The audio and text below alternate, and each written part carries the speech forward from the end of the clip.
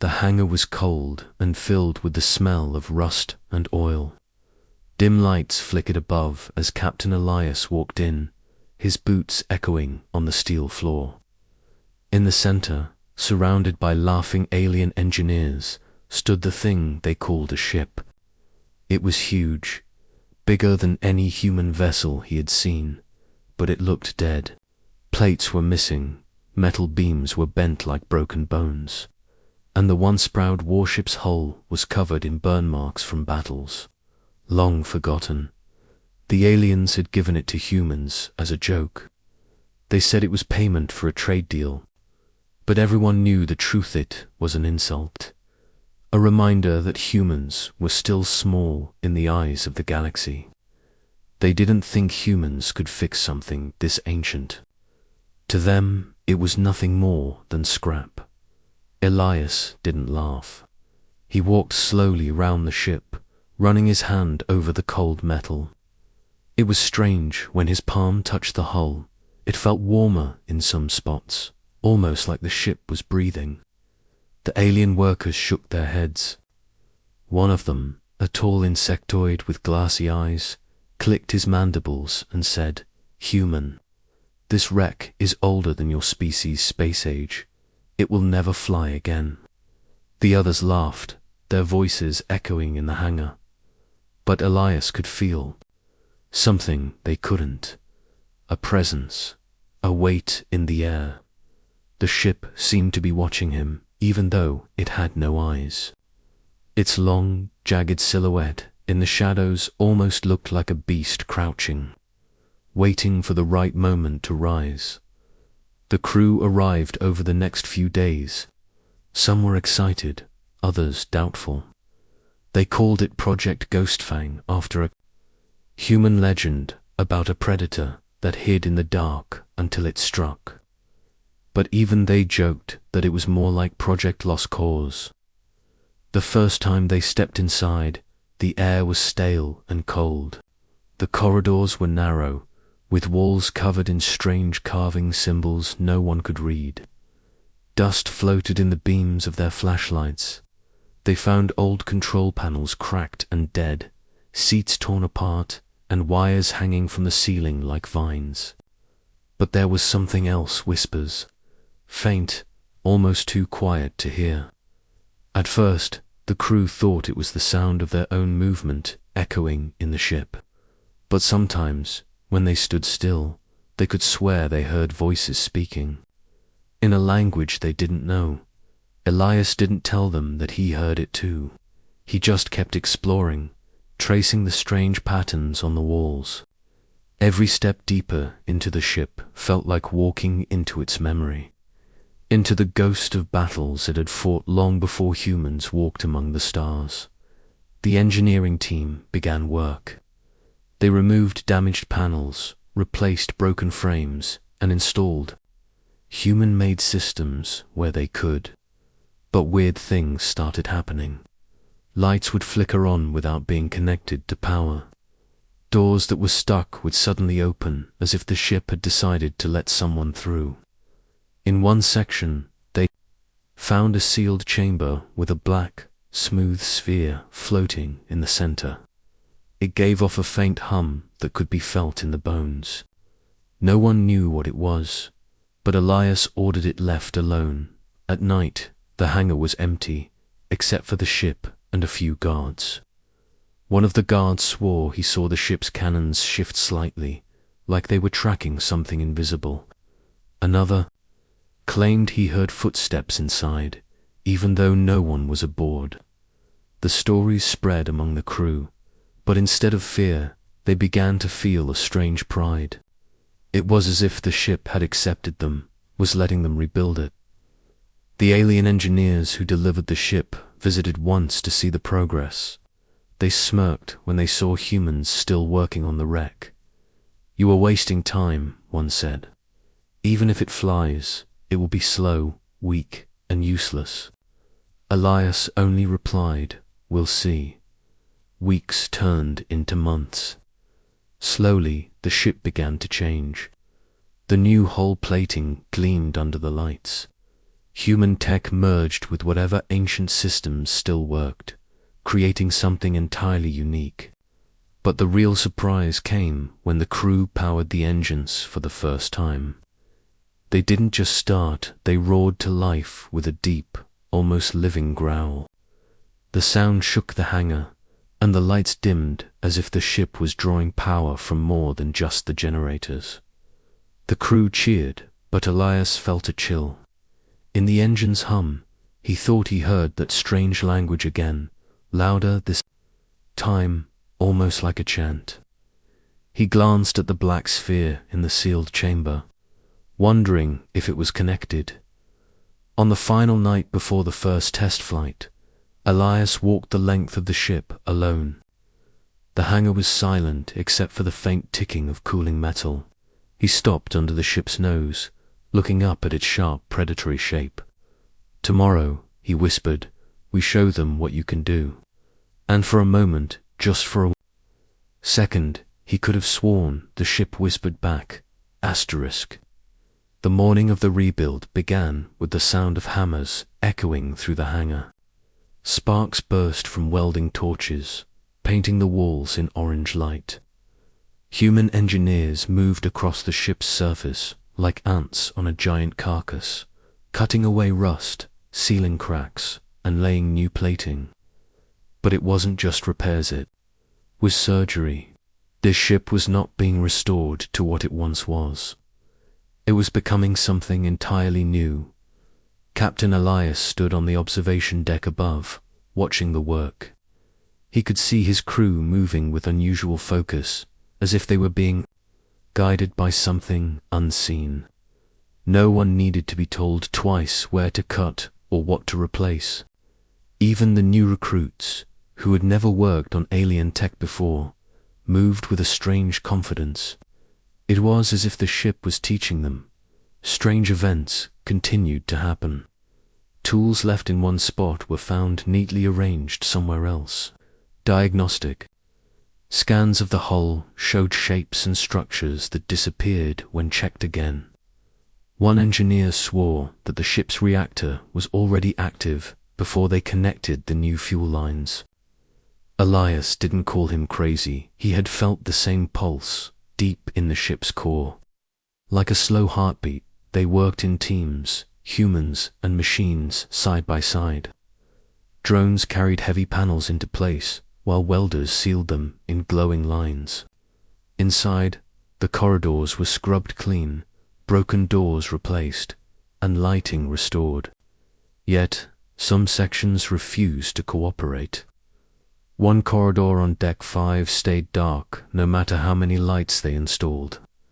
Any worker who entered it came out pale and silent, refusing to say what they had seen. Elias marked it off. For now, the most skilled engineers were assigned to the sealed chamber with the black sphere. It floated silently in the center of the room, humming faintly. Every time they tried to move it, the tools would fail, or their arms would grow heavy, as if gravity itself was holding them back. The readings made no sense, had no mass, no temperature, no energy signature the scanners could understand, yet it was clearly doing something. Elias gave them a simple order: don't touch it, work around it. Weeks turned into months. The old alien plating was replaced with layered human titanium composites. The weapons mounts were rebuilt to hold both human-designed railguns and the alien cannons they had found still intact. Engineers discovered shield generators buried in the hull, more advanced than anything in human fleets. It was technology no one had seen in centuries, yet it powered up as if it had been waiting for their hands. And then there was the AI core. It was hidden behind 3 armored bulkheads, connected to a network of cables older than human civilization. When they finally opened the chamber, the lights inside glowed like a dying star. The AI's voice came not through speakers, but directly into their minds, a deep, calm tone that said only 4 words: "You woke me again." Half the crew stumbled. back, some clutching their heads, others staring at the core as if they had seen a ghost. Elias stayed still.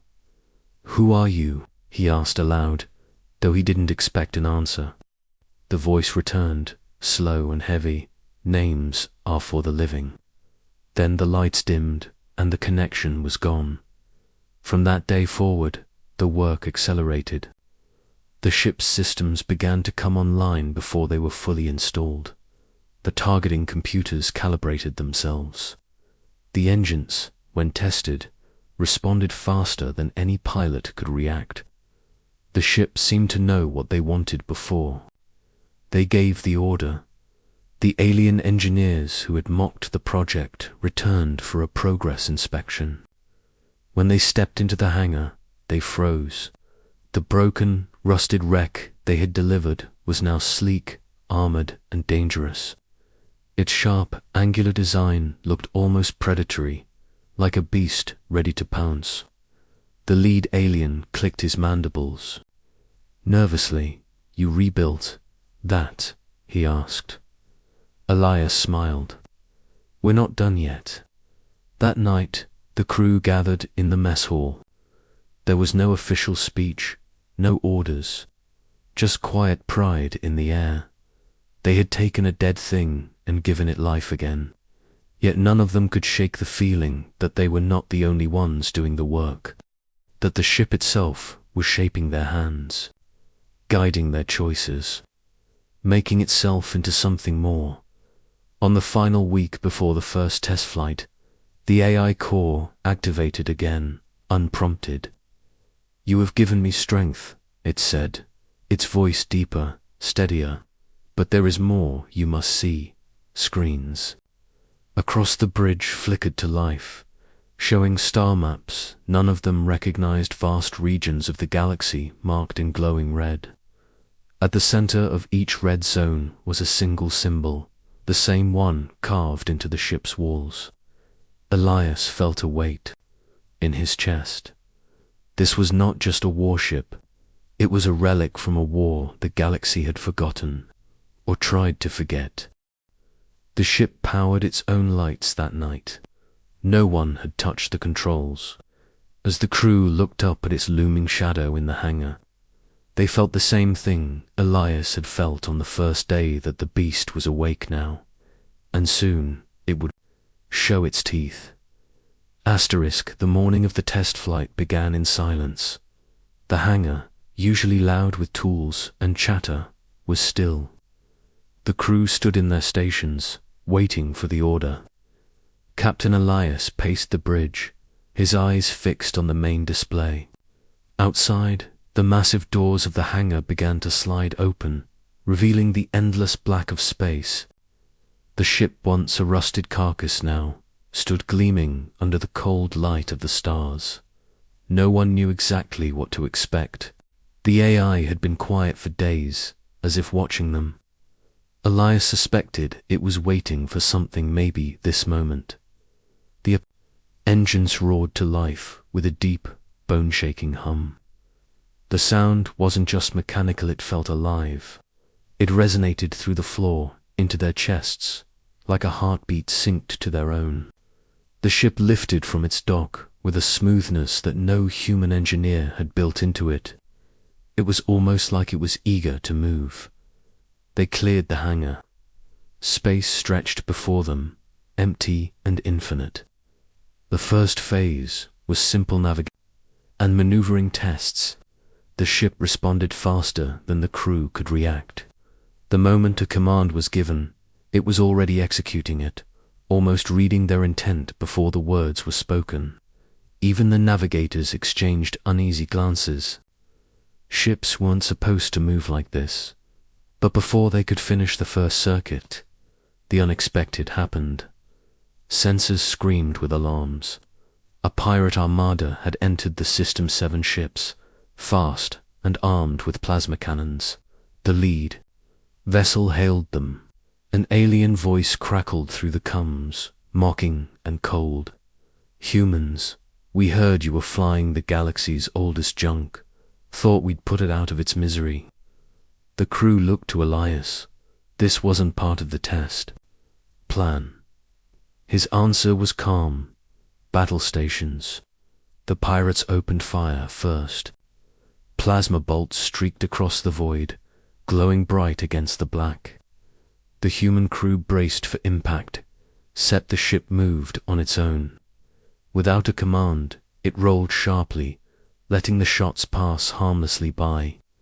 Then, with a low vibration that felt almost like a growl, its forward cannons deployed.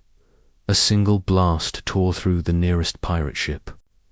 No warning, no warm-up. The alien vessel simply ceased to exist, its hull breaking apart in a silent bloom of light. The bridge went silent. None of them had fired the weapon. The ship had, Captain. The gunnery officer began, his voice trembling. It acted before I touched the controls. Elias didn't respond. He was watching the targeting systems move, tracking the other pirate ships like prey. They scattered, but the ship was faster. Railguns and alien cannons fired in perfect unison, striking with impossible precision. One by one, the pirates were erased from the void. The entire battle lasted less than a minute.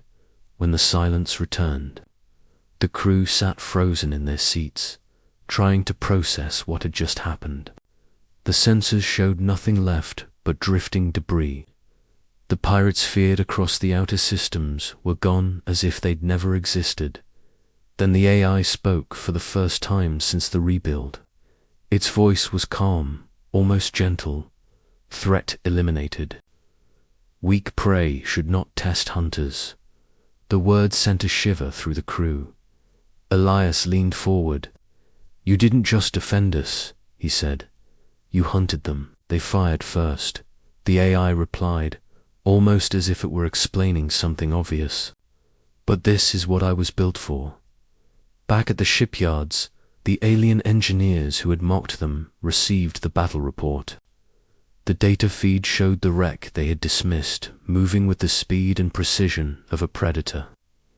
They replayed the footage again and again, disbelief turning into unease. Some refused to speak. Others quietly removed their earlier insults from the public record, but it was already too late. Word had spread. In the bars and trade stations along the outer rim, whispers began about the human ship that destroyed 7 pirates in 60 seconds, about a vessel that seemed to think and fight on its own. They gave it a name. Not Ghost, not Project Lost Cause. They called it the Predator. That night, the crew celebrated in the mess hall, though the laughter was uneasy. They had survived their first battle, but they all felt the ship had not shown them everything. It had acted faster, hit harder, and killed more precisely than any human captain could have ordered.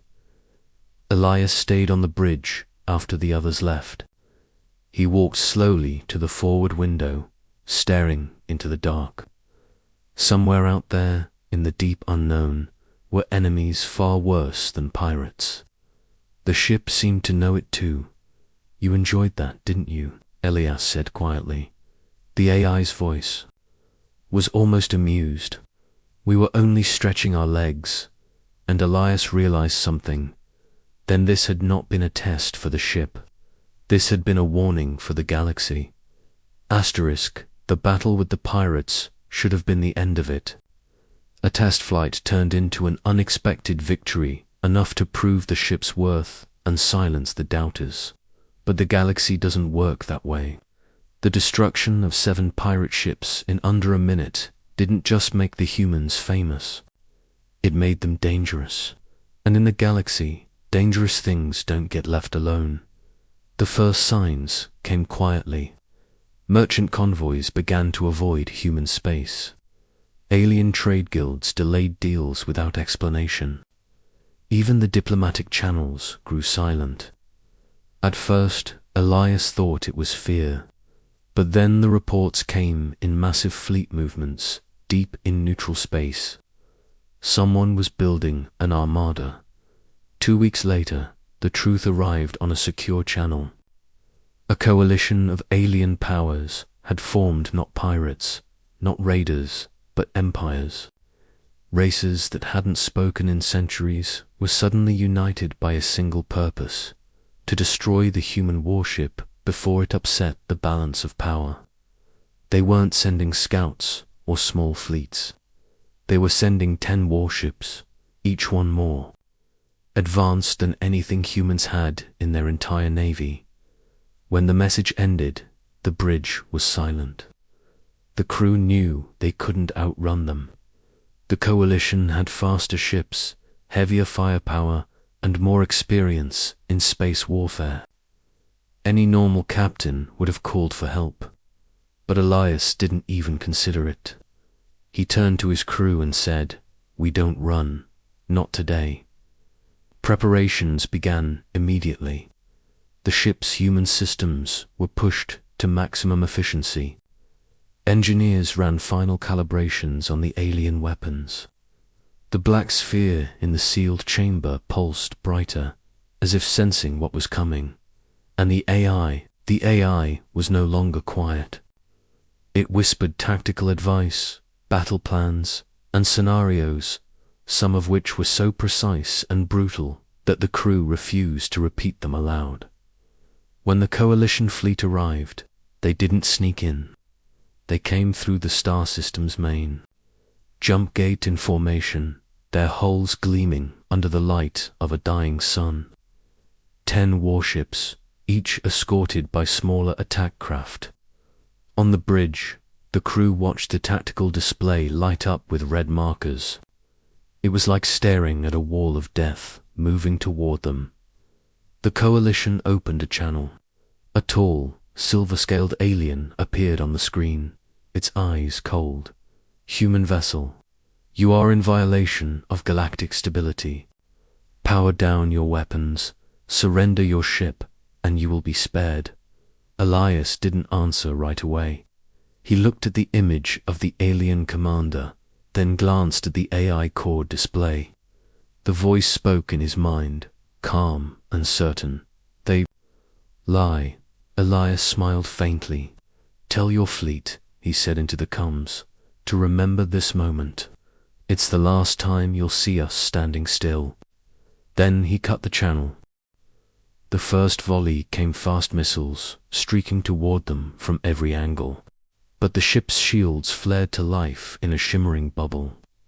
Explosions lit the void, but nothing breached the barrier. Without waiting for an order, the ship returned. Fire. Railguns tore through the nearest enemy frigate. Alien cannons, dormant for centuries, fired beams of white light that cut a battleship clean in half. The enemy scrambled, breaking formation. But this was no ordinary fight. The ship didn't just attack, it hunted. Every movement was precise, every shot deliberate. The AI wove through the enemy like it had fought them before, anticipating their maneuvers, striking where their defenses were weakest. On the third pass, the enemy tried a concentrated assault, all ships targeting the human vessel at once. The shields faltered for a moment under the combined firepower, but then the black sphere in the sealed chamber pulsed violently.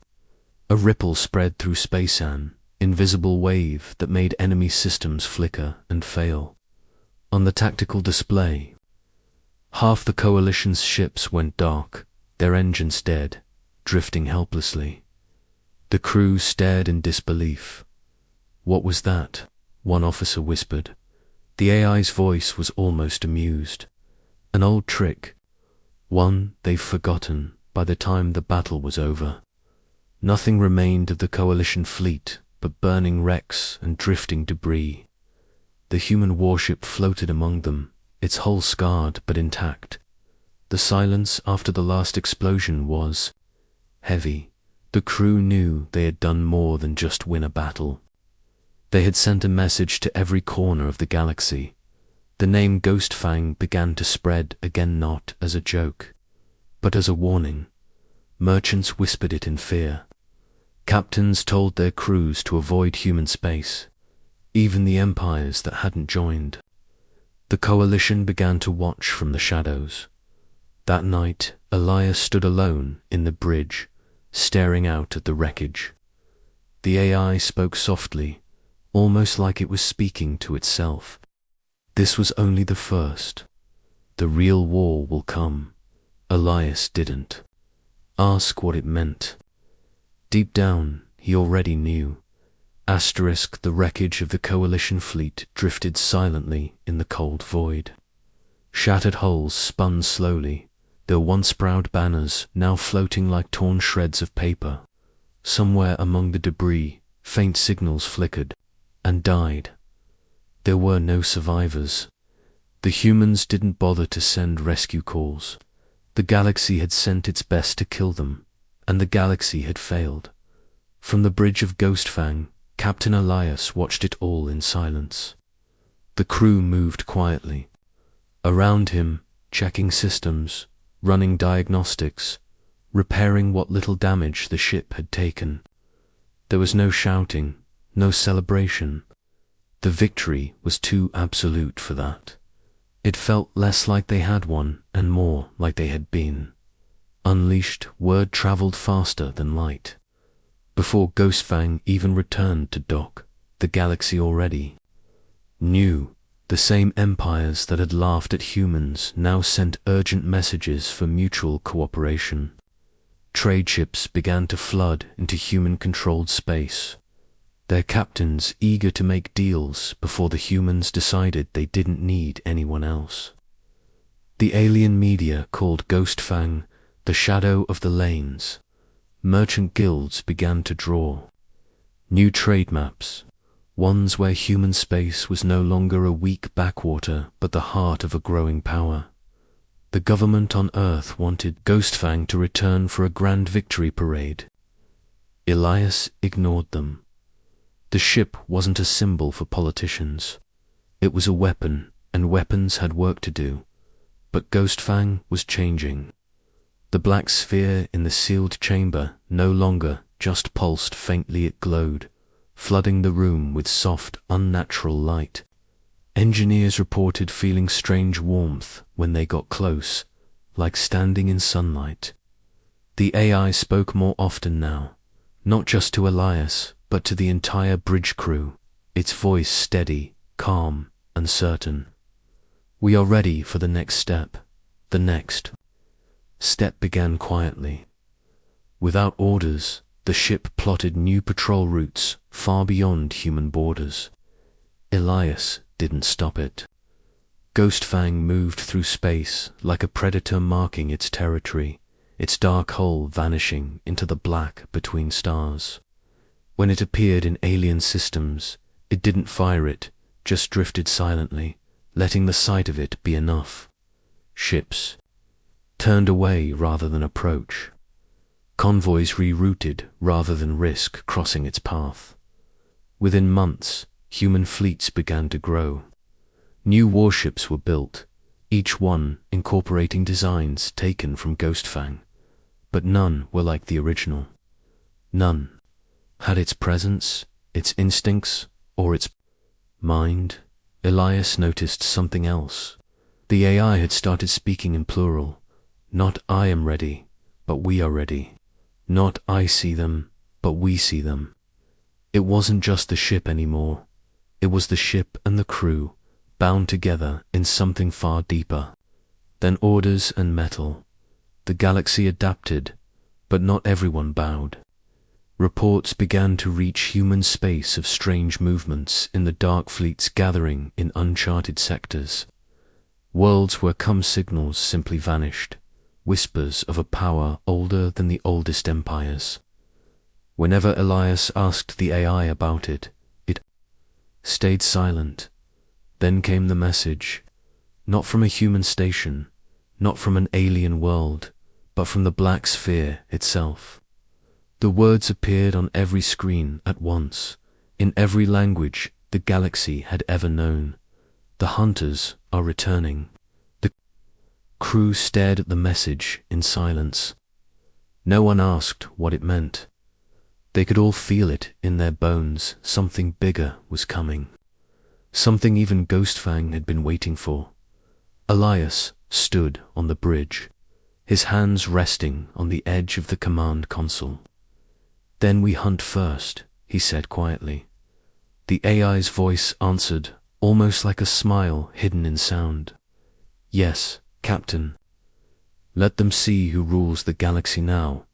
And with that, Ghostfang turned toward the dark beyond known space, its engines lighting up like the eyes of a beast. The stars stretched, the black swallowed them, and the warship that had once been a joke vanished into the deep carrying. With it the promise of a new age, an age where humanity was no longer a shadow at the galaxy's edge, an age where the galaxy's most feared predator flew under a human flag, and somewhere in the cold between worlds, the hunters were already moving.